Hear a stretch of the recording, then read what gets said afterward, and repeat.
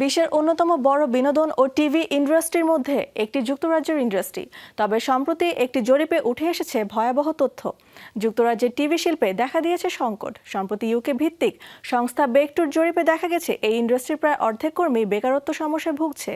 এমন তথ্যে নড়েচড়ে বসেছে সংশ্লিষ্টজনরা।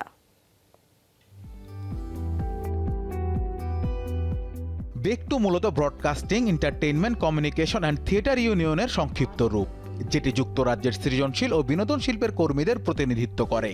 সম্প্রতি বেকটুর একটি জরিপে উঠে এসেছে যুক্তরাজ্যের টিভি শিল্পের ভয়াবহ তথ্য। দেশটির টেলিভিশন কর্মীরা অভূতপূর্ব কর্মসংস্থান সংকটের সম্মুখীন হচ্ছেন। যুক্তরাজ্যের সৃজনশীল শিল্পের ইউনিয়ন বেকটু একটি বিস্তৃত গবেষণা চালিয়েছে দেশটির টিভি ও বিনোদন ইন্ডাস্ট্রির উপর। ব্রিটিশ টেলিভিশন প্রযোজনা, নাটক ও তথ্যচিত্র থেকে শুরু করে বিজ্ঞাপন সম্প্রচারের ৩৬০০ জনেরও বেশি পেশাদারদের উপর চালানো হয়েছে জরিপ, যেখানে বেকারত্ব উদ্বেগজনক হারে বৃদ্ধি পেয়েছে।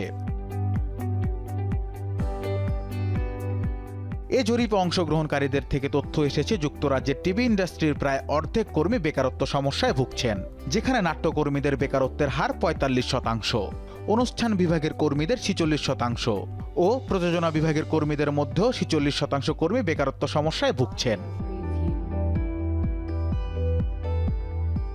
গবেষকদের মতে মার্কিন বিনোদন শিল্পের ধর্মঘট ও কমিশনযুক্ত বিষয়বস্তু হ্রাসের পর এই শিল্পে অস্থিরতা দেখা দিয়েছে।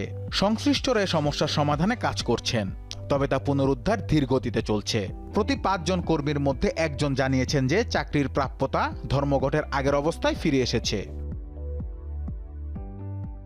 এই গবেষণার ফলাফল সাম্প্রতিক সময়ে শিল্প চ্যালেঞ্জগুলির ধ্বংসাত্মক প্রভাবকে উন্মোচিত করেছে। এটি বছরের পর বছর ধরে অনিরাপদ কর্মসংস্থানের বার্তাই দিচ্ছে। বেশিরভাগ ক্ষেত্রেই দেখা গেছে এই অবস্থা আরও জটিল আকার ধারণ করেছে। অস্থিতিশীল কাজ, খারাপ পরিস্থিতি ও শিল্প অপসংস্কৃতির জন্যই কর্মীরা বহিষ্কৃত হচ্ছেন।